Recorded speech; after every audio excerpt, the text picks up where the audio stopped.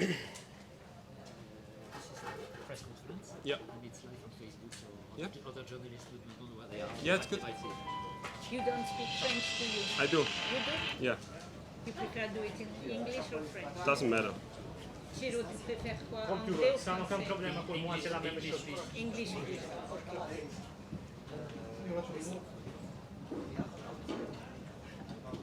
Welcome to the press conference with Stefan Bissegger. Did you win against the wind? What? Sorry? Did you win against the wind? Ah, Is that when you were yeah. the strongest? Yeah, maybe. I think so. Kind of. I cheated the wind, probably. No, I mean I had a really good, power today. I had good legs. I felt really strong, and I'm really happy that it played out in the end as well. What does it mean for you to beat a two-time world champion of the time trial as Filippo Ganna? I mean, something really... Yeah, for me it's really nice. I mean, for me it's also a personal performance that really counts. I mean, it's always nice to beat world champion, and I also was really scared of him that he could actually touch my time, and I'm happy that he didn't. But yeah, no, it means a lot, and I'm happy actually to start the season like this with a win. It's always nice to start like winning. Last year you finished second behind him, I think 14 seconds. Do you think you improved a lot in 1 year? Yeah, I mean, we worked hard with the whole team from EF, and we gained we had some gains, and also power-wise was getting better. So yeah, probably that was it. It's also a small margin that actually counts in the time trial. It's not big improvements or whatever. It's all like the small things add up, and I'm really happy that it worked out. You broke your scaphoid. Yeah. How did you do that and when? I got hit by a car last August before a Bing Bang Tour, and first we didn't saw it on the X-ray. It was not, you really couldn't see it. Then I did Bing Bang Tour, European Championship, World Championship, Paris-Roubaix, all with broken scaphoid. And afterwards we checked it again because I still had a lot of pain. And there we saw like it was broken and moved and everything. And then I needed to have surgery where it was not sure if it actually would heal up perfectly again or not. And now I'm pretty happy, and also the doctor is happy how it went, that it healed like way better than he actually expected it to heal, and it's nearly 100% again. And it's also nice to kind of come back from this injury. It wasn't an easy winter. I couldn't train on the road bike for a long time. Had How 6. long? Yeah, first I actually went to holidays before the surgery because they needed some time also to figure out how we do it. And then 6 weeks with a cast on the arm. So 6 weeks, like no outdoor bike riding. It was a lot of hiking, running, and riding on the rollers, bit of gym. So yeah, it was way different preparation than everybody else had probably. So I'm happy where I am now. And was the right one or the left? Left.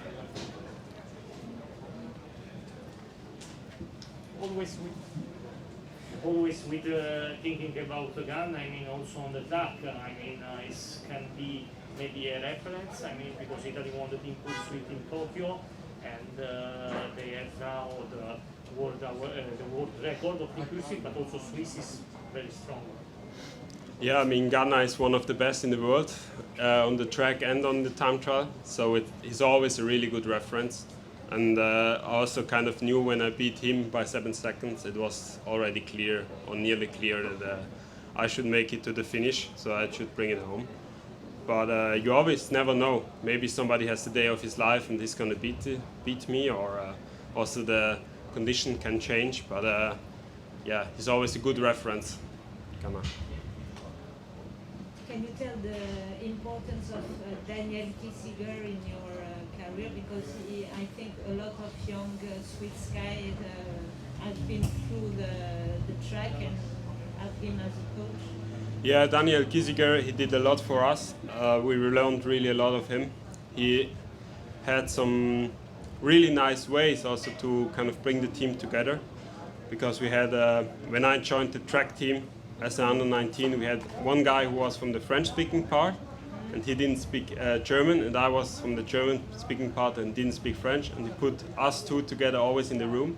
Yeah. So it's always like he learned German through that, and I learned French through this. So it helps a lot, and also we learned a lot for our lives, not just for the moment.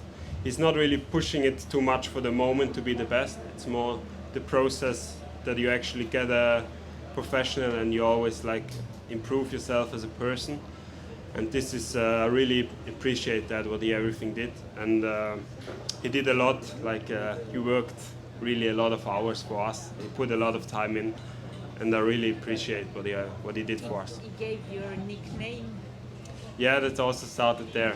Muni Yeah. started with him. And last thing, can you tell us how?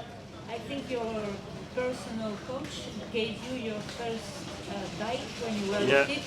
Can you tell the story again? Yeah, it all started with a bike race that passed through my village where I grew up, and we decided to take part there, to inscribe. And then Marcello Albasini, still my coach now, he called my parents and said, yeah, it's not the best idea to start with a normal bike, but he can have one of my bikes, because he had a bike shop and he supported all the young riders. He kind of lent them the bikes that they can use it.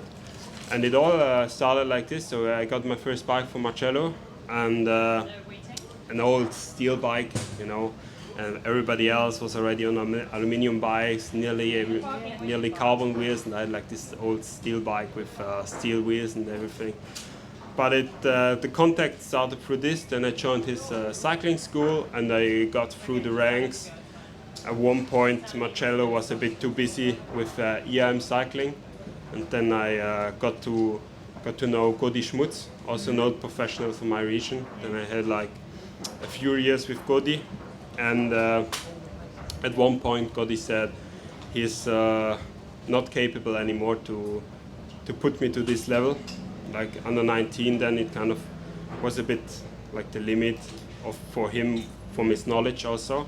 And then I went back again to Marcello for training, and yeah, since then we just work together all the time, and he's still a big part of this success as well. Like it wasn't easy for him either, through my surgery and everything, like to figure out what's the best for me, and also what could help the most to get in shape now. But we did it. I think we two did it really well, and also like all the other stuff, all the stuff from our team, everybody who worked really hard for this win. I want to thank you very much now, and I think we can be proud of ourselves. In you, your parents, or when he No, just the bike, or just he didn't by knew. chance? No, they didn't knew before. Like we live only 3 kilometers or 4 kilometers away from each other, so it's not really that they knew each other really. It's more like they knew the name and they knew who it is, and because already my father was racing when he was young with the team of Marcello, so but they didn't knew like really good each other. Stefan, what about your schedule now of this spring after UAE Tour? Which races are you supposed to do? Yeah, the next one I'm supposed to do is the Paris-Nice, then Milan San Remo, and then the cobble classics through to Roubaix. Yeah, like all the cobbles. And Grand Tours of this year, you have Probably the Tour. the Tour. Yeah. Also, it's a time trial pretty similar to here, but the goal is the same. So Yeah. how do you picture yourself in a couple of months or a couple of years with the yellow jersey? Hopefully. blue jersey? Hopefully in the same spot. I mean, it's a long way to go. It's also everything is moving so fast in the cycling world, and just hope that I'm going to be on the top stop again. Thinking of the next Olympics already? Not now. First this year. Ghana is aiming the yellow jersey in Denmark. Is it something that you think of? Yeah, sure. I mean, the course is going to be pretty much the same like here. It's also flat, around 10 Ks. Yeah, I mean, I show again that a good rider for that. I'm capable of doing good performance in course like this. So for me, it's also a goal, but it's also still far away. First up is Spring Classics, and we're going to see how it works out there.